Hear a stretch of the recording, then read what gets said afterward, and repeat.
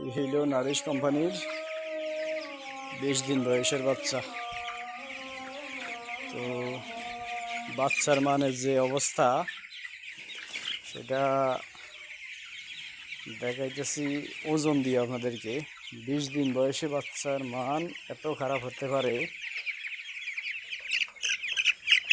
কতটা খারাপ বাজে বাচ্চা এই গ্রেড বাচ্চা নারিশ কোম্পানির। এই Nourish company, Kazi company, CP company, Paragon company, এদের বাচ্চার মানের অবস্থা 20 দিন বয়সে 390 গ্রাম। আর যদি বড় একটা ধরি আমরা দেখি কি হয়।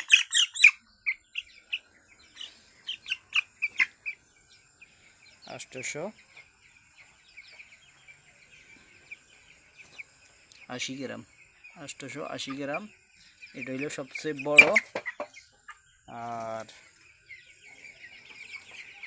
এই যে একটা ছোট বাচ্চা, এই একটা, এই যে আরেকটা, এই যে অসংখ্য আছে, অসংখ্য বাচ্চা আছে এরকম। টোটালি এই বাচ্চাগুলার গড় ওজন আমার মনে হয় 500 গ্রাম হবে। 20 দিন বয়সের বাচ্চা, এগুলার গড় ওজন হবে 500 গ্রাম। সুতরাং এই বাচ্চাগুলো আমার 20 তারিখে নেওয়া। আজকে 20 দিন না 21 দিন চলে, সেটা আমার রানিং বয়স। 21 দিন বয়সে বাচ্চার মানের এই বেহাল দশা। এখনো বাচ্চাগুলা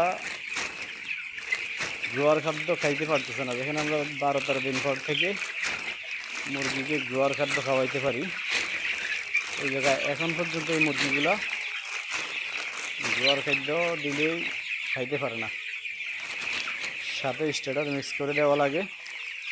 তো ছোটো যারা আছে ওই ছোটোগুলা তখন স্টার্টার খাদ্য খায়। এই মুরগিটা 30 দিনে 1200-1300 গ্রাম ওয়েট হবে কি না আসলে সেটা বলা মুশকিল। এটা কিন্তু সুনামধন্য একটা কোম্পানি, নারিশ কোম্পানি, এই নারিশ কোম্পানির বাচ্চা। সুতরাং প্রিয় প্রান্তিক খামারিরা যারা আছেন,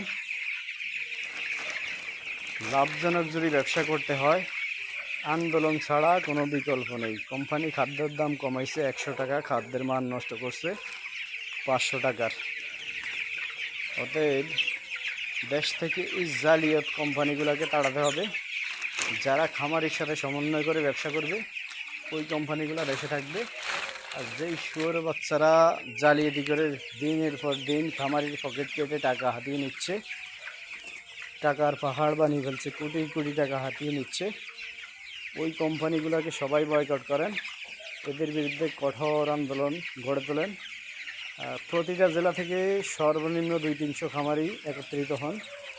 বর্তমান অন্তর্বর্তীকালীন সরকার থাকাকালীন অবস্থায় বাংলাদেশ প্রান্তিক পোল্ট্রি শিল্প রক্ষা অ্যাসোসিয়েশন এর ডাকে সাড়া দিয়ে সকলে একত্রিত হয়ে একই প্ল্যাটফর্মে এসে একটা আন্দোলন করেন।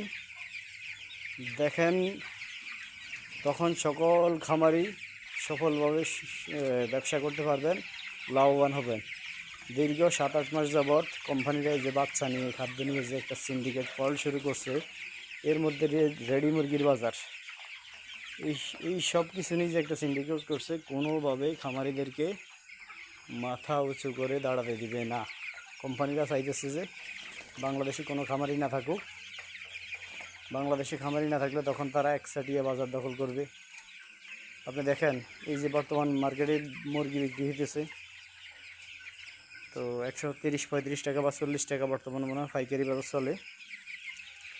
তো এই বাজারটা বিক্রি বাড়ার কারণ এখন কোম্পানিদের মুরগি বিক্রি হইতেছে, খামারের মুরগি খুব বেশি একটা নেই। আর খামারিও তেমন একটা নেই। আস্তে আস্তে দিনের পর দিন খামারি বেড়ে যাচ্ছে। খাদ্য বাচ্চা সিন্ডিকেট, ওষুধের দাম বৃদ্ধি, এভাবে লোকসান দিতে দিতে খামারিগুলা কিন্তু দিনের পর দিন হারিয়ে যাচ্ছে। এখন আমার এই যে 20 দিন বয়সের মুরগিগুলা, এগুলা কিন্তু একটা নামি দামি কোম্পানি নারিশ, ওদের বাচ্চা। কাজী কোম্পানির বাচ্চার মান আরও খারাপ, সিপি কোম্পানি, ওগুলোর মানও খারাপ। সকলে কাজী সিপি নারিশ এই বাচ্চাগুলো নেওয়া থেকে বিরত থাকেন। এরা বাচ্চার কোনো গ্রেডিং করে না, এরা নিজেরা রেডি মুরগি উৎপাদন করে। উন্নত মানের যে বাচ্চাগুলো, ওগুলো নিজেদের কন্ট্যাক্ট ফার্ম প্লাস নিজেদের যে এই খামারগুলো আছে ওই খামারগুলোতে ঢুকাইতেছে। আর নিম্নমানের যে বাচ্চাগুলো ওগুলোকে প্যাকেটিং করে খামারিকে এই গ্রেড বলে চালিয়ে দিচ্ছে। আল্লাহ হাফেজ।